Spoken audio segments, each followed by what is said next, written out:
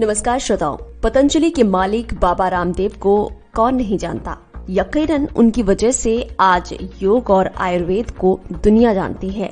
लेकिन कब वे धीरे धीरे बाबा से देश के सबसे बड़े बिजनेसमैन बन गए, ये उन्हें तो पता चला, पर देश और देशवासियों को नहीं।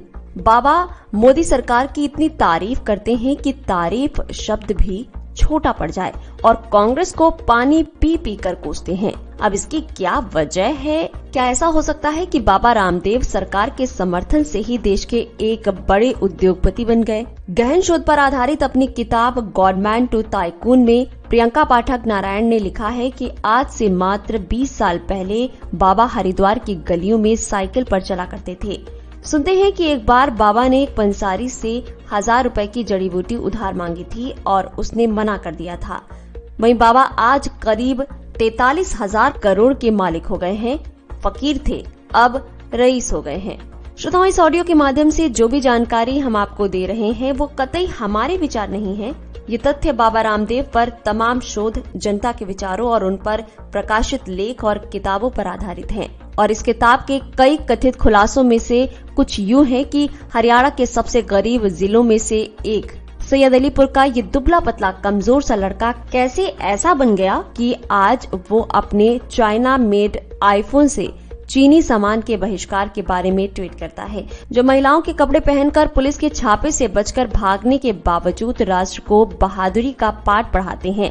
उस समय भी विश्वास और स्वाभिमान की बात करते हैं, जबकि उनके अधिकांश विज्ञापन और प्रोडक्ट्स गुमराह करने वाले होते हैं। लेकिन इन तमाम मतभेदों के बावजूद बाबा रामदेव लगातार शक्तिशाली होते चले गए। उन पर लिखी गई किताब ये खुलासा करती है कि बाबा के राजनेताओं से अच्छे संबंध हैं। वे सेना के लिए योग शिविर का आयोजन करते हैं। पतंजलि आयुर्वेद लिमिटेड तो पहले से ही तेजी से बढ़ते उपभोक्ता बाजार में एक बड़ा नाम बन चुका है, जिसका लक्ष्य बड़ी इंटरनेशनल कंपनियों के साथ गठबंधन का है। ये अलग बात है कि रामदेव की शाखाएं घरेलू श्रेणी में माल बेचने की दौड़ से बाहर हैं। एड्स का इलाज करने के दावे के कारण केंद्रीय स्वास्थ्य मंत्रालय की ओर से उन्हें दवा निर्माण का काम रोकने का भी आदेश मिल चुका है। ड्रग्स एवं मैजिक रेमेडीज कानून के तहत लोगों को गुमराह करने के आरोप में उन्हें नोटिस भी जारी किया जा चुका है। पुत्र बीजक औषधि के नाम से बेची जा रही रामदेव के पतंजलि योगपीठ की दवा को लेकर भी विवाद हो चुका है। पहले ये दवा पुत्रवती के नाम से बेची जा रही थी, जिस पर 2007 में जांच भी की गई। इसके बाद इस दवा को बेचना बंद कर दिया गया था, लेकिन नाम बदलकर फिर बाजार में आ गई। बाबा रामदेव कहने को तो योग गुरु हैं, पर जिस तरह से वो राजनीति करने में लगे हैं, वो मंचे हुए नेताओं की भाषा बोलते हैं। विवादों के साथ बाबा रामदेव का पुराना नाता है।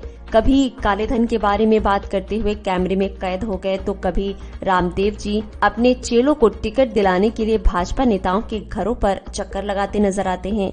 दिल्ली के रामलीला मैदान में जब हजारों समर्थकों की भीड़ को संबोधित करते हुए योग गुरु ने गर्जना की थी कि अगर कोई भी उनके नाम से 1 इंच भी जमीन या 1 भी पैसा बैंक खाते में दिखा दे तो वो जो भी कहेगा बाबा करने के लिए तैयार हैं।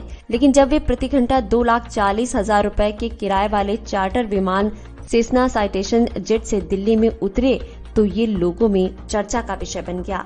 योग शिक्षक रहे बाबा रामदेव के संस्थान ने पिछले 1 दशक में दवाओं और खाद्य पदार्थों का कारोबार बहुत बढ़ाया और आज इसका आकार करोड़ों रुपए आका जाता है। पतंजलि के नाम से पूरे देश में उनके खुदरा आउटलेट की श्रृंखला है, जहां बीमारियों के अचूक इलाज की दवाओं के साथ साथ बिना मिलावट के शुद्ध खाद्य पदार्थ बेचने का दावा किया जाता है, जिसमें आटा, सूजी और बेसन तक शामिल है। हालांकि उनकी दवाओं और दामों पर विवाद उठता रहता है। ऐसा ही एक बड़ा विवाद 2005 में भी सामने आया था, जब उनके ही आश्रम में काम करने वाले कुछ मजदूरों ने आरोप लगाया था कि उनकी दवाओं में हड्डियों का चूरा मिलाया जाता है। हालांकि इस बात की पुष्टि नहीं हुई है। किताब में लिखा है कि बाबा रामदेव के गुरु और दिव्य योग पीठ के संस्थापक शंकरदेव साल 2007 से लापता हैं। इस मामले में कई विरोधी बाबा रामदेव की तरफ उंगली उठाते हैं। बाबा रामदेव के चेले आचार्य बालकृष्ण भी नागरिकता और दस्तावेज के फर्जीवाड़े के आरोपों में सीबीआई जांच के घेरे में हैं। आरोप है कि बालकृष्ण नेपाली नागरिक हैं और उन्होंने फर्जी दस्तावेजों के सहारे भारतीय पासपोर्ट हासिल किया है। लेकिन बाबा रामदेव चेले के साथ खड़े हुए हैं बाबा रामदेव पर योग के बहाने कारोबार करने के आरोप लगते रहे हैं। टैक्स न भरने के तमाम मामलों में इनकम टैक्स से लेकर सेल्स टैक्स विभाग तक रामदेव के ट्रस्ट के खिलाफ कदम उठा चुके हैं।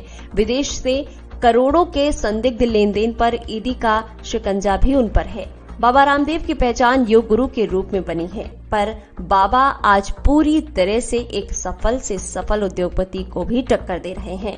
बाबा रामदेव आज योग गुरु के साथ मार्केटिंग के बहुत बढ़िया व्यापारी बन चुके हैं, पर उन्हें अपनी इस व्यापारी की महत्वाकांक्षा को त्यागना होगा और अपनी पहचान योग गुरु के रूप में ही बनाए रखनी होगी। कई विशेषज्ञों का मानना है कि यही उनके लिए हितकर होगा। बाबा रामदेव के कई वादे झूठे साबित हो रहे हैं। श्रोताओं, आपका इन फकीर से रईस बने बाबा रामदेव के बारे में क्या विचार है?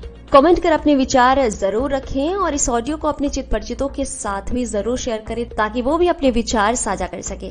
सुनते रहिए मुख्य खबरें, देश और दुनिया की पल पल की अपडेट्स के साथ ही साथ खास जानकारियों के लिए। फिलहाल के लिए इस रिपोर्ट से दीजिए यहीं पर इजाजत। नमस्कार। दोस्तों, ऑडियो अगर पसंद आया है तो उसे पूरा सुनने के लिए गूगल प्ले स्टोर से अभी डाउनलोड करें खबरी ऐप।